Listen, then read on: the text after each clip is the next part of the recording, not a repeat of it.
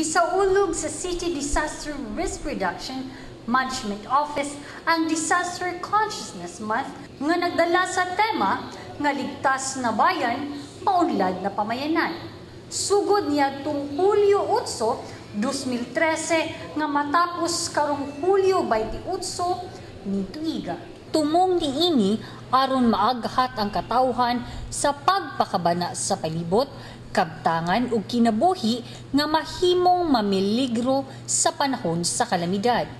Gisugdan ang pagsaulog o usa ka signing of commitment tali sa lokal nga kagamhanan sa syudad ug mga nagkaraiyang rescue organizations nga naglakip sa San Carlos Organized Rescue Community Assistance, San Carlos Rescue Volunteer, Rescue 711, kabalikat sa Civicom ug ang Filipino-Chinese Chamber.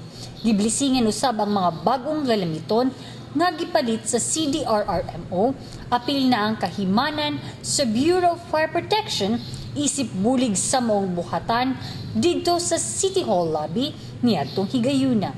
Ang mga galamiton sa BFP maong duha ka gated Y connector, duha ka piston grip nozzle ug siyam ka fire hoses. Samtang ang duha ka folding stretcher, 12 ka first aid kits, duha ka wasay, sledgehammer, 3 ka sleeping bags, 2 ka coolers ug 3 ka canopy tents, kini nga mga butang alang sa medical ug rescue operation sa CDRRMO.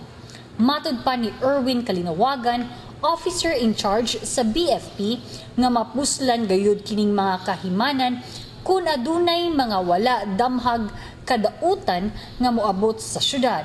Gipahigayon usab ang pagbansay-bansay kabahin sa standard first aid and basic life support dito sa People's Park, Barangay 3 nga gitambungan sa mga piniling empleyado sa lokal nga kagamahanan sa syudad sa San Carlos. Sa laing bahin, si Noel Liduna, usa ka empleyado sa CDRRMO, nag-asoy nga ang maong training sa first aid dako kaayo ikatabang sa mga empleyado sa gobyerno alang sa mga panghitabo sa sulod o guwa sa opisina di nagkinahanglan og tabang. Nang hinaot siya nga magamit ang ilang nakatunan o kahibalo sa training dili lang sa sulod sa City Hall, lakip na usab sa tagsa nila kapamilya ug sa katilingban isip rescue volunteers.